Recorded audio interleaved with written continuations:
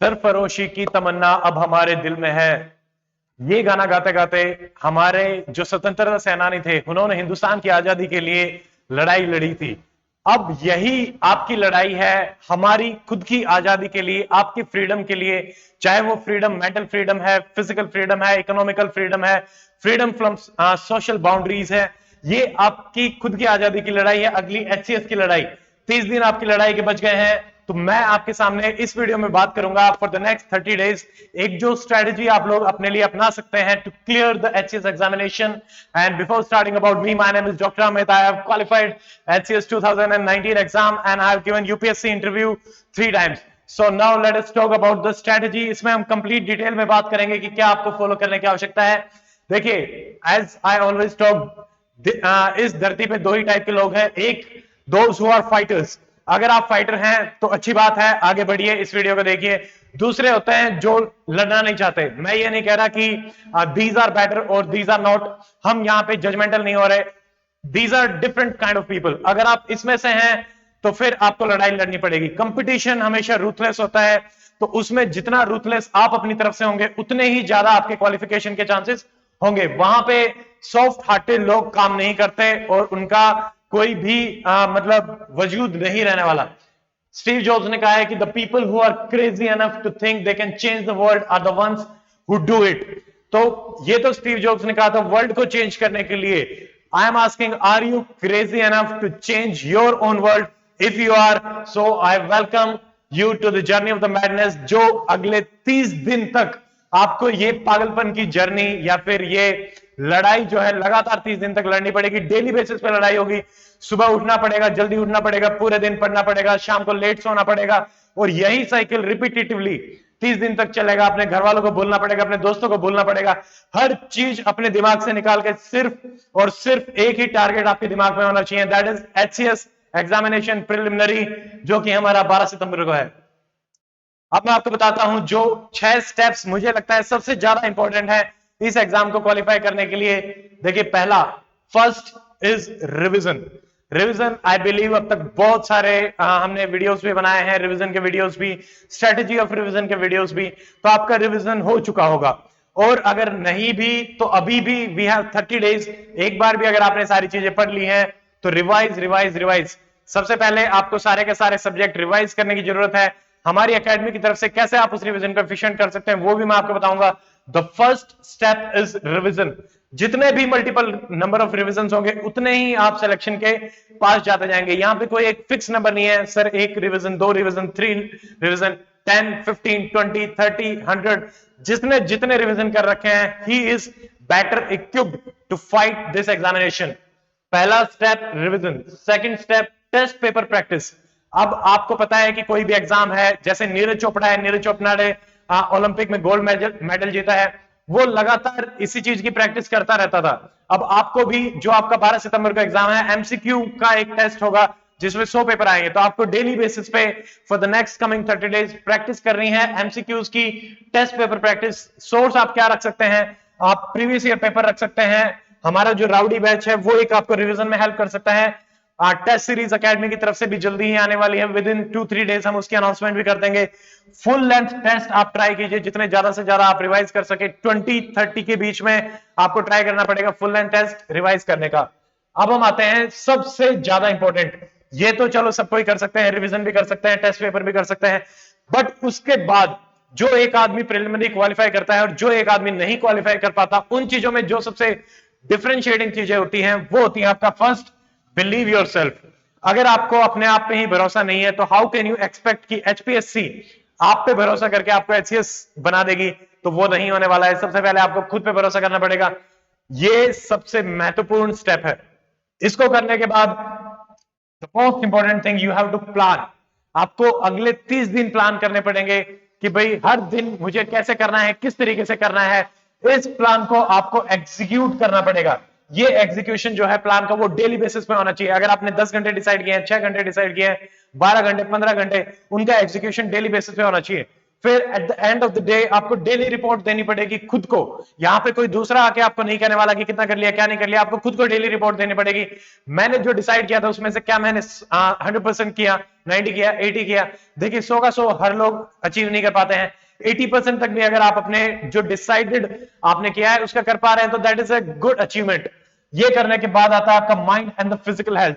देखिए हेल्दी होना बहुत ज्यादा इंपॉर्टेंट है, तभी जाके आप आराम से पेपर दे पाते हैं। माइंड के लिए आप कर सकते हैं 10 मिनट्स की मेडिटेशन। सुबह उठने के बाद आराम से बैठो, अपना सोचते रहो कुछ भी, सिंपली बैठ के आंख बंद करके बैठिए, ये मेडिटेशन आप कर सकते हैं। वैसे तो मैं मानता हूं कि जो भी हम काम करते हैं वो एक मेडिटेशन ही होता है। अगर आप उस काम में पूरे के पूरे इन्वॉल्व हो चुके हैं, 100% इन्वॉल्वमेंट इज मेडिटेशन, चाहे वो काम है, चाहे वो माइंड है, चाहे फिजिकल है, एनीथिंग। फिर आप फिजिकल हेल्थ भी बहुत इंपॉर्टेंट है, अच्छे से खाना खाइए, फास्ट फूड अवॉइड कीजिए, बॉडी को हाइड्रेटेड रखिए, और एटलीस्ट 10 से 15 मिनट अपनी कोई भी फिजिकल एक्टिविटी आपको करनी चाहिए। That I will advice. सबसे ज्यादा इंपॉर्टेंट है डिसिप्लिन। डिसिप्लिन क्या होता है? Discipline is forcing yourself again and again and again and again till that becomes your habit, जब तक वो आदत नहीं बन जाती। तो अब अगले 30 दिन तक अपने को डेली अपने आप को फोर्स करना है कि मुझे ये करना ही है, करना ही है, करना ही है। मैं एचसीएस क्वालिफाई कर चुका हूं, वही आपका जो रिजल्ट है वो 12 तारीख को आएगा। एंड बिलीव मी, अगर इसको डेली बेसिस पे आप प्रैक्टिस करेंगे, डिसिप्लिन करेंगे अपने आप को और अपनी हैबिट्स को, तो 12 तारीख को आप हंसते हुए आएंगे, ये 30 दिन आपके रोते हुए जाएंगे। There is no doubt about it. जो 30 दिन रोएगा वही लास्ट में हंसेगा। अब हम बात करते हैं थोड़ा सा सब्जेक्ट के बारे में, मैं बात कर लेता हूं। हमारे पास जो मेन सब्जेक्ट है, देखिए हिस्ट्री सबसे प्रायोरिटी वाइज ही मैंने रखे हुए हैं। हिस्ट्री को सबसे ज्यादा प्रायोरिटी देनी है आपको, उसमें मॉडर्न सबसे ज्यादा प्रायोरिटी पे होना चाहिए, एंशिएंट और मिडिवल 5-5 क्वेश्चन 5-6 रहेंगे, इनको थोड़ा सा लास्ट में रख सकते हैं। अब जो भी आपने टाइम डिवाइड किया है उस टाइम का 20%, फॉर एग्जाम्पल हमारे पास 30 दिन है तो 6 दिन, या फिर हम अगर 300 घंटे अगर पढ़ रहे हैं तो उसमें से 20 यानी 60 आवर्स आपके हिस्ट्री के रिवीजन के होने चाहिए। उसमें आपके टेस्ट पेपर भी इंक्लूडेड होंगे, उसमें आपका रिवीजन भी इंक्लूडेड होगा। सबसे पहली प्रायोरिटी रखनी है हिस्ट्री मॉडर्न। सेकंड प्रायोरिटी आपको रखनी है साइंस। साइंस 18 से 20 सवाल पिछली बार भी पूछे गए थे, इस बार भी आपके पूछे जाएंगे।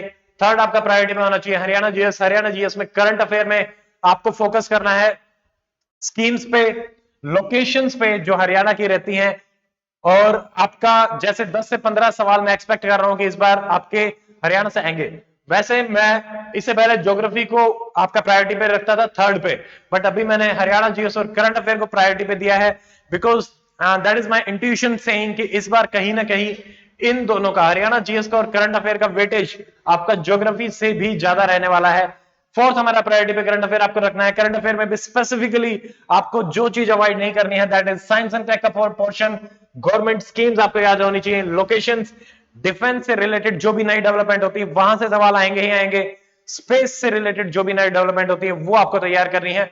दीज आर द 5 थिंग्स जो आपको करंट में करना ही करना है। 10 सवाल हम एक्सपेक्ट कर सकते हैं कि यहां से आपके बनेंगे, 12-13 तक भी जा सकता है। उसके बाद आप geography, polity, economics 35% of your time you can devote to these 3 subjects. Environment 2 से 3% आप इसमें दे सकते हैं।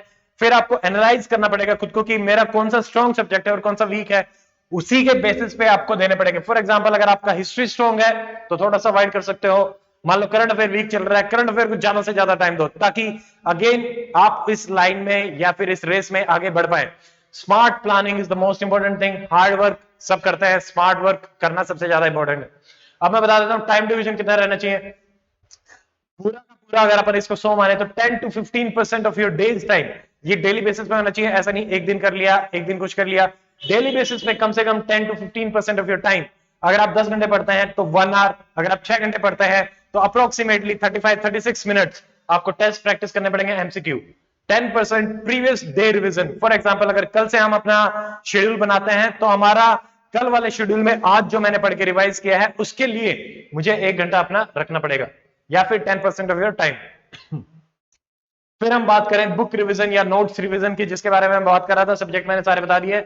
उसको आप मैक्सिमम टाइम अपना दे सकते हैं, but 20 to 25% of time should be for test practice and the previous day revision. अब मैं आपको बताता हूं अकेडमी पे हमारा केजीएफ खतरनाक जीएस फाड़ू रिवीजन सीरीज चली रही थी, उसमें हमने ऑलरेडी एक वीडियो डाल चुके हैं हम। एनवायरमेंट शंकर आईएएस का, polity Laxmikanth, modern history spectrum Bipin Chandra both, Haryana GK Arihant already done, geography maps already done, all important 35-40 maps already done. आपको इसका लिंक डिस्क्रिप्शन सेक्शन में मिल जाएगा, केजीएफ का, दोनों के दोनों सीजन 1 एंड सीजन 2। सीजन 2 में हमारा लूसेंट के सारे हैं, ancient, medieval, modern, geography, physics, chemistry, biology, Indian economy, Indian polity. इसके बाद आई डोंट थिंक कि कुछ रहता है, करंट अफेयर पे थोड़ा सा ज्यादा फोकस करने की आपको आवश्यकता पड़ेगी। अब हम इसको मान लेते हैं कि कितने घंटे का है, 35 + 55 लगभग 90 आवर्स का है। 1.5 की स्पीड में अगर दोबारा से रिवाइज करते हैं 60 आवर्स, 2 की में 45, 12 घंटे दोगे तो फिर 5 दिन में, और अगर 15 घंटे देने का पागलपन रखते हो तो 4 दिन में सारा का सारा केजीएफ से रिवीजन हो जाएगा। और अगर 4 दिन में तो 7 बार तो रिवीजन आदमी केजीएफ से ही कर सकता है अगले 30 दिन में। That is a factual thing, ठीक है। अब हम एक्स्ट्रा एज क्या कर सकते हैं, हमारा फौलाद की औलाद राउडी, और राउडी में हमारा बैच ऑलरेडी चल ही रहा है, 15 जुलाई से चला था। 10,000 क्वेश्चन हम इसमें डिस्कस कर रहे हैं, 100+ लाइव क्लासेस हैं। इसको जो लोग ज्वाइन करना चाहें, इसकी पीडीएफ भी आपको मिल जाएगी, वीडियोस भी आपको मिल जाएंगे, लिंक डिस्क्रिप्शन सेक्शन में है। आगे आने वाली लाइव क्लासेस भी आप ज्वाइन कर सकते हैं, रिकॉर्डेड भी देख सकते हैं, सारे ऑप्शन आपके पास अवेलेबल रहेंगे। उसके बाद आई जस्ट वांट टू से, देखिए यहां पे ये मेरा सबसे फेवरेट सीन है ट्रॉय मूवी का सीन। इसमें 2 हीरो है, एक जो लड़ा और जीता, इसने इसको मार दिया, दूसरा ये भी लड़ा बट मारा गया। यहां पे इंपॉर्टेंट क्या है, common thing, they both wanted to fight, they were warriors. तो आप भी योद्धा हैं, और योद्धा हमेशा अंत तक लड़ता है। अंत हमारा एचसीएस सिलेक्शन है, ये एक पड़ाव है। HCS preliminary is just a step, इसको किसी ना किसी तरीके से क्लियर करना है, and for what, for your freedom, ठीक है। अब in the end I just want to say, there is no pain, if there is no pain there is no gain. तो आपको ये चीज समझनी पड़ेगी, अगर आप अपने आप को खुद दर्द नहीं दे सकते अपनी तैयारी के लिए, तो आपको कुछ भी नहीं मिलेगा। That is the reality of life.